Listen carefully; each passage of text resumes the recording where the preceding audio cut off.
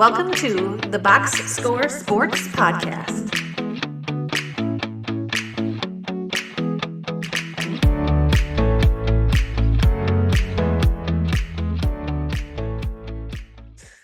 We'll see. Okay, let's go on to our ugly. What was your ugly for week 10? Anything and everything surrounding the New York Aaron Rodgerses. Just terrible. Did you see Devontae Adams drop that touchdown pass? Um, yeah, but okay, so he catches that one. It was a closer game when he dropped it, but yeah, I get what you're saying. But just the whole season, right? So, I mean, you've got Rodgers, you've got Breece Hall, you've got Devontae Adams. Granted, he's only been there for a couple of weeks. You've got Conklin. Like, what more do you need to win? I mean, it sounds familiar, like the old Rodgers story, right? Where he didn't have anything air quotes around him, which I don't buy into because Well, he didn't. he had. I mean, he still He had had Adams. pretty respectable guys. I mean, around Adams, but not like. I mean, you had Bakhtiari, All-Pro left tackle. You had, who was never healthy. towards the end, he wasn't. Yeah, right? yeah. Last couple of years of Rodgers stint there, yeah. Anyway, a whole different subject on that. Yes. But he's been there before a little bit, and I feel it's the same story. And I don't know if you had a chance to read, because it was a chunk of your day, is the write-up that ESPN had on Rodgers today. Oh, I didn't read that. Oh, it's super, like, scrolling. Like, it is a 15-minute read from a reporter that was kind of embedded with the Jets for 3 weeks. And I mean, he goes into some details, and it's ugly at the Jets. They basically took a team and said, "Here, Aaron Rodgers, do what you want with this. Oh, Devontae's available. We'll go get Devontae too." And you score 6 points, and it's just they're terrible. What a mess that is. Oh, I agree. And part of the problem, I talked about this a couple weeks back, is it's really an organizational problem. Because think about, they drafted Sam Darnold, they drafted Zach Wilson. They have never had a good offense in the last like 8 years.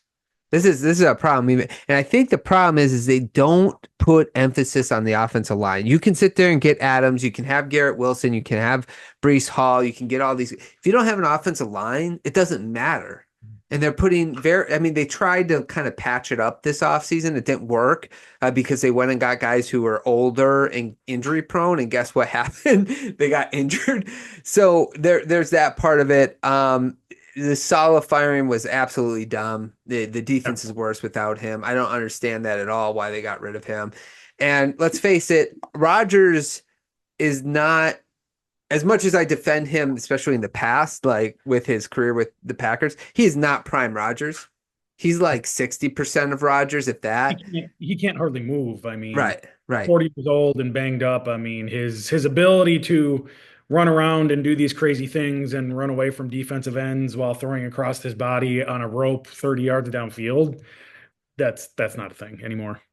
Yeah. So I agree with you. It's been a rough season for them, but this game especially, after a big win Thursday night against the Texans, you managed to win that game.